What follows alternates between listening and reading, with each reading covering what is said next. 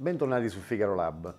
Su suggerimento di uno di voi, Gianni Abruzzese, che ringrazio per aver suggerito quest'idea, ho deciso di fare una serie molto piccola di video, una sorta di rubrica del canale, in cui vedremo come realizzare, come allestire un piccolo laboratorio minimale. E poi per step andremo avanti a vedere magari strumenti più specializzati, ma partiamo con quello che serve per poter realizzare a casa in un piccolo spazio, penso ad una scrivania, un piccolo tavolino, un posto dove poterci divertire con il nostro hobby preferito. Vi lascio al video. Ho allestito per voi una postazione molto minimale da autocostruttore per chi è proprio alle basi, agli esordi. C'è il minimo. Alcune cose potranno sembrarvi superflue, addirittura ad alcuni saranno praticamente ignote, e invece sono importantissime.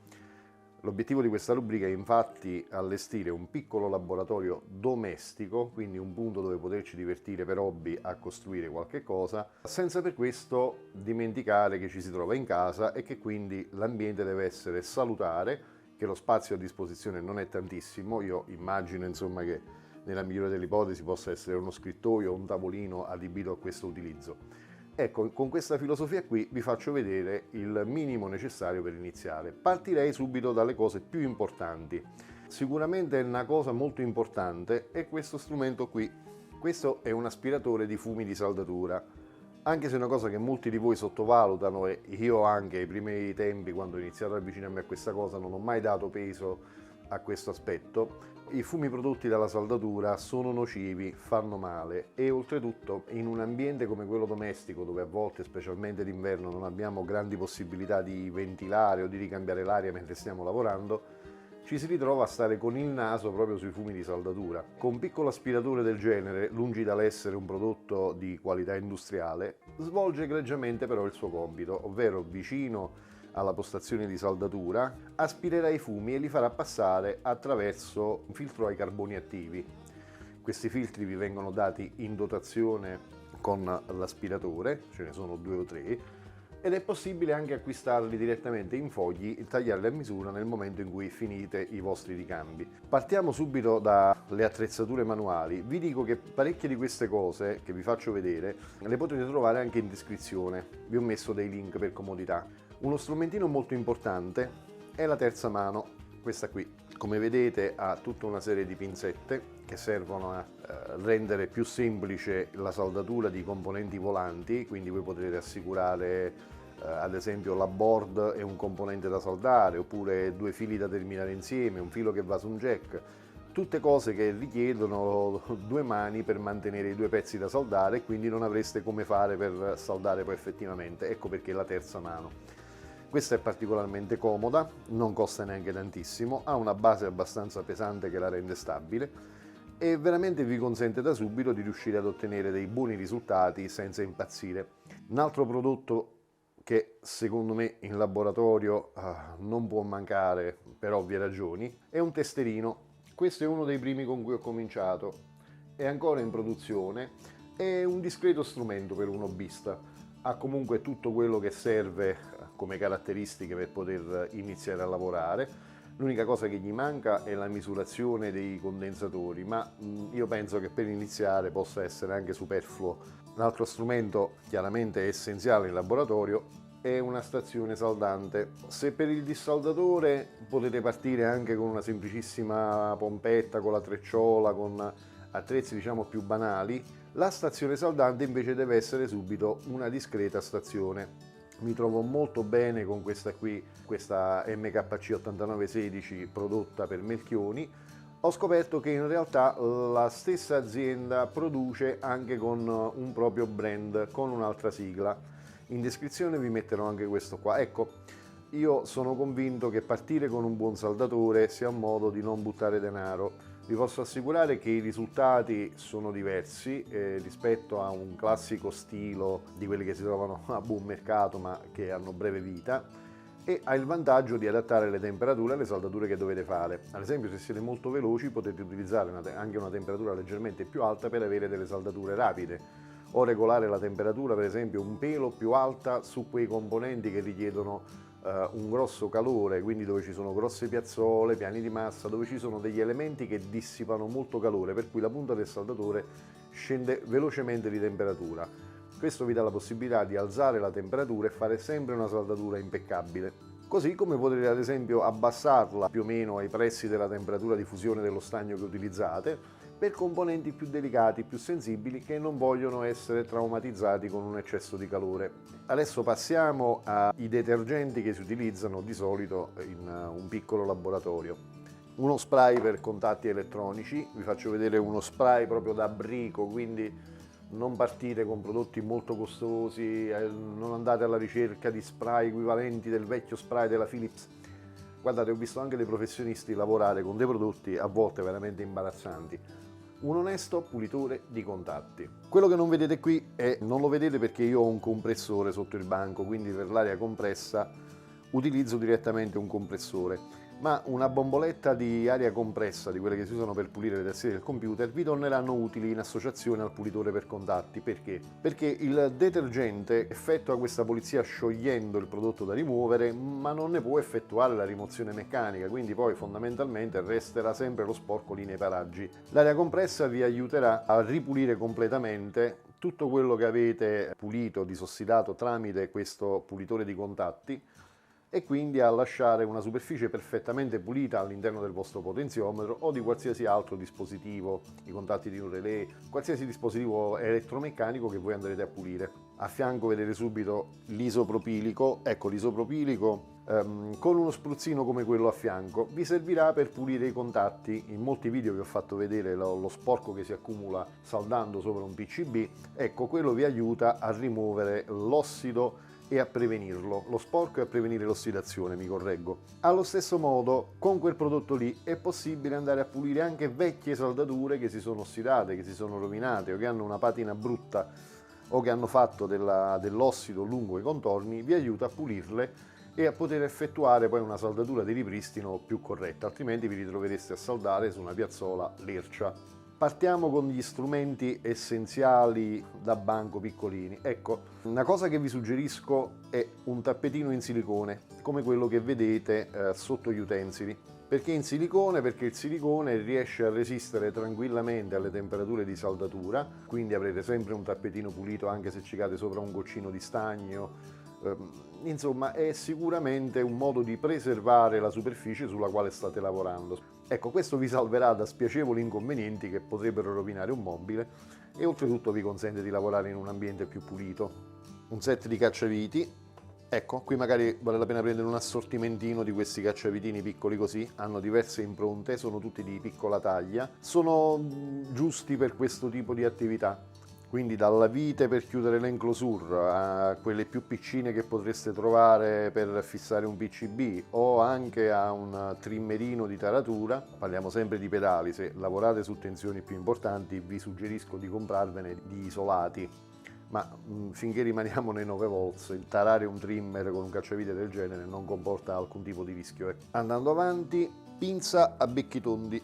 La particolarità di questa pinza è quella di avere dei becchi arrotondati. Ecco, questa a cosa serve? Vi serve anche una molla che vi aiuterà nelle operazioni. Vi serve ad arrotondare dolcemente i reofori dei componenti senza sottoporli allo stress di una piega a 90 gradi che avreste con una pinza a punte piatte. Allo stesso scopo, sempre per piegare i componenti a misura adatta, ecco qui. Questo è uno strumento utilissimo. Come vedete c'è una scala graduata sopra che vi consente di collocare i componenti all'interno della sede. Diciamo che i fori del nostro PCB sono di questo passo. Potete collocare il componente all'interno, piegare le gambine ed avere quindi una piega perfetta. Questo perché piegare a mano come dei trogloditi o con lo strumento sbagliato vi porterà ad avere comunque dei circuiti bruttini da vedere. Un altro strumentino utilissimo sempre per il laboratorio è chiaramente una spella fili. Anche qui non vi svenate inizialmente, compratene una di queste qui. Ne esistono versioni diciamo più basiche e versioni un pochino più robuste. Questa qui è una versione intermedia, ha dietro la regolazione della tensione, per cui potete lavorare su diversi diametri di filo e semplicemente se vedete il movimento la parte gialla terrà fermo l'isolamento e la parte che va dietro arretrerà e lo pulirà lasciando il filo nudo. Sempre ritornando nelle pinze, abbiamo delle pinze a becchi piatti, in questo caso però curve. Queste sono comodissime in elettronica, di queste qui ne farete un uso spietato. Poi abbiamo delle tronchesine, la tronchesina fa la tronchesina e le tronchesi per elettronica fanno un altro lavoro. Questa qui è per rompere grossi diametri, pezzi magari un pochino più duri, diciamo è quello che fareste normalmente con una tronchesa, magari rompere una fascetta. Questo è sicuramente il lavoro di questa tronchesina qui. Mentre la tronchesina per i componenti a taglio raso, quindi con il quale andate a tagliare i reofori dei vostri componenti dopo la saldatura, comincia ad essere una pinza, una tronchesina così. Questa tronchesina non la rovinate su superfici non adatte, usatela solo ed esclusivamente per i componenti dopo che li avete saldati. Di queste qua esistono anche con diversa tensione, quindi potrete trovarne anche per lavorare cavi di diametro più grande, componenti con reofori più grossi. Di questa qua vi lascio il link, come di tutte le altre attrezzature, direttamente nella descrizione. Guardate, questa qui per esempio, questo è un articolo sul quale vale la pena spendere qualcosa in più. Gli altri potete prenderli anche più basici, ma questo qui, credetemi, quando trovate quella giusta non la cambiate più. Vi serviranno poi ovviamente anche degli attrezzi diciamo più meccanici per andare a fissare ad esempio jack, potenziometri, il vostro switch. Vi basteranno una chiave del 13, una chiave del 14 e una del 10. Ora una breve nota sulla chiave di 13 e del 14. Quando andate a comprare molte componenti come il jack, come i foot switch, questi componenti hanno dei passi che non sono metrici, ovvero i dati che li tengono in sede sono di misura imperiale, per cui dovrete utilizzare una chiave metrica leggermente più grande per poterli usare. A tale scopo vi ho consigliato queste chiavi fisse da 10, 13 e 14. Meglio ancora sarebbe procurarvi un set, io ce l'ho, non ve lo mostro qui perché vi ripeto il video è pensato per partire con attrezzature basiche. Se volete potete comprarle anche singole. Vi consiglio di utilizzare quelle a tubo. Quelle a tubo abbracciano meglio il dado da stringere e vi consentono quindi di non rovinarli. Non vi fate venire la tentazione di utilizzare le pinze per questo tipo di lavoro. Un pennellino di questo tipo qui a setole morbide, insomma niente di speciale, ma vi servirà in abbinamento con l'alcol isopropilico per andare a pulire, per andare a rimuovere, per esercitare un po' di forza nei punti dove dovete rimuovere magari dell'ossido o dello sporco. Sempre riguardo alla saldatura, un altro componente che è importante, oltre alla pompetta a succhiastagno, è la trecciola di saldante. La trecciola di saldante il più delle volte ha già anche del disossidante all'interno, ma non è detto, potreste anche aggiungerlo voi, ma io vi suggerisco di usarla così com'è. Vi aiuta a pulire la piazzola dopo che avete magari fatto già il lavoro con la stazione dissaldante, per una pulizia più profonda, in quanto si poggia con questa superficie qui che vedete evidenziata dalle mie dita, si poggia con questa superficie direttamente sul pad magari dissaldato, viene riscaldato e con un movimento molto leggero va a pulire proprio meccanicamente tutta la superficie. Vedrete che vi lascerà un pad pronto da saldare, molto bello e già pronto a ricevere una saldatura che sarà sicuramente poi lucida e di giusta forma. Lo stagno, ecco, breve parentesi, io utilizzo soltanto stagno privo di piombo per un motivo molto semplice: ormai è diventato di grande reperibilità. Le leghe che si trovano adesso sono delle leghe abbastanza performanti, richiedono temperature più alte, è vero, ma le reputo comunque, una volta fatte a mano, dei sostituti equivalenti ai vecchi stagni e soprattutto non contengono il piombo. Ovviamente questa poi è una scelta che farete voi, potete decidere tranquillamente di utilizzare uno stagno di vecchia tipologia, il classico 60-40, 60 stagno e 40 di piombo, ma suggerisco di evitare l'utilizzo di questi prodotti. Non vi svenate per andare a comprare vecchi stagni 60-40 di cui si decantano le lodi. Bene, sicuramente un'altra cosa che vi potrà tornare utile, anche se non la reputo indispensabile agli inizi, è un assortimento di termostringenti. Questi sono né più né meno una serie di tubi pretagliati che potete tagliare ulteriormente, che vanno collocati poi su un terminale da riparare. Ad esempio, quando saldate un cavo su un terminale metallico e volete coprirlo per scongiurare un contatto accidentale, inserite sul cavo un pezzo di questo prima della saldatura, lo portate sul terminale e lo riscaldate a caldo in modo da andare a stringere il componente che deve essere preservato da contatti accidentali. I cavi Croce e Delizia, c'è chi ama i solid core, c'è chi ama quelli in PVC. Io vi consiglio, per partire ho trovato questo set su Amazon. Questo contenitore all'interno ha 6 bobine di filo. Questo filo è di un diametro adatto all'utilizzo con i pedali, è un 24 AVG. Il sistema di misurazione del diametro è di tipo statunitense, quindi lo troverete in AVG. Per sapere quanto sono nel sistema metrico ci sono delle tabelle di conversione che potete trovare agevolmente in rete. Quello che trovo valido di questo sistema è che all'interno ci sono dei rotolini su bobina di plastica che rotolano perfettamente e che vi consentono di sfilare il cavo mano a mano che vi serve. Avete tutti i colori essenziali, dal rosso per la nostra tensione di alimentazione, il nero per la massa, avete altri 4 cavi che potete utilizzare per i segnali o per gli switch. E soprattutto non si sciolgono, non si anneriscono, non si ritirano durante la saldatura, in quanto il silicone riesce a resistere a queste sollecitazioni. Lo strumento must have per eccellenza, becchi di cicogna. Questi potete anche fregarli alla mamma se non volete comprarli, altrimenti potete comprarne un set da 10 cinesissimo, vanno bene. A cosa servono? Quando noi andiamo a realizzare il nostro circuito, arriviamo in un punto in cui dobbiamo collocare il nostro componente magari sulla nostra millefori e fatto questo poi dopo lo dobbiamo saldare. Ora cosa succede quando devo saldare questo componente? Che devo girare questo componente, il componente potrebbe cadere. Ecco, parecchi hanno l'abitudine di aiutarsi piegando i lembi dei reofori in questo modo qui. È una cosa che io reputo sbagliatissima perché è facile creare dei ponti, invece preferisco che il componente sia saldato col reoforo dritto ortogonalmente rispetto al piano di saldatura, perché anche la sostituzione diventa più semplice. Quindi questo a cosa vi servirà? Vi servirà a collocarlo sulla vostra terza mano in questo modo, a tenere il componente fermo, e quando andrete a saldare sarete certi che non si muoverà, che quindi come lo avete piazzato sulla vostra millefori o sul vostro PCB così resterà. Altrimenti il rischio è quello che il componente poi, una volta girato il vostro stampato, risulti montato storto. La storia di tutte le prime realizzazioni praticamente. Un'altra cosa che potete tenere sempre in maniera sperimentale è proprio la piastrina millefori che vi ho fatto vedere. Questa millefori qua è particolare, è una strip board, è a strisce. In poche parole non ha i pad da saldare tutti quanti indipendentemente, ma sono collocati su strisce. Questo vi consente di risparmiare tantissimi link tra un componente e l'altro e di ponticellare pochissimo per fare qualche salto di pista tra una linea e l'altra.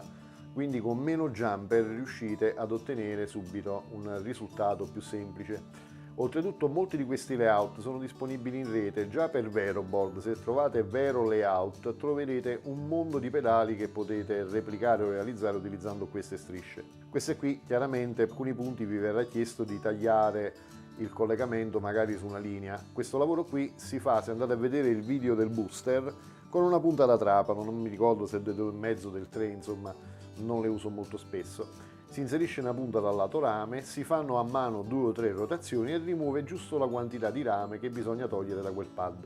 Ultimo ma non per ultimo, quello che vi servirà sicuramente, a meno che non abbiate una vista eccezionale, questa qui è una lente che ha anche la sua illuminazione. Questo vi consente di illuminare i punti di interesse e di ingrandire. Anche qui vi conviene non prendere una lentina proprio di quelle lì scrause. Io ho comprato questa qua, l'ho adattata al mio banco, ma questa qui ha una pinza per aggrapparla a qualsiasi superficie. Ecco, anche questa qua vi consiglio di spendere qualche cosa in più in una fase iniziale per prenderla buona, per le diottrie della lampada. Questa lente qui non solo ha delle buone diottrie, ma diciamo riduce moltissimo l'aberrazione sui bordi. Questo vi consente praticamente di avere una visione più nitida di un'area più vasta sulla quale state operando, e quindi non è una lente che ingrandisce in maniera puntiforme, ingrandisce proprio una piccola area e stanca molto meno gli occhi. Spero che il video vi sia piaciuto. I suggerimenti che vi ho messo in descrizione sono quelli del mio programma Affiliate Amazon, quindi andando ad acquistare attraverso quei link senza pagare alcun sovrapprezzo andrete in qualche modo ad aiutare il canale a poter proporre nuovi progetti, quando quello che viene realizzato poi con questo programma di affiliazione viene interamente investito nel canale per acquistare materiali, per acquistare oggetti che poi vi propongono i progetti. Detto questo, vi invito a mettere un mi piace al video se è stato di vostro gradimento, a suggerire o fare domande se ne avete necessità nei commenti o anche sulle pagine dei social per chi di voi mi seguisse su Facebook o su Instagram, e iscrivetevi al canale se non lo avete già fatto per rimanere aggiornati sempre sui nuovi progetti. Vi saluto e al prossimo video.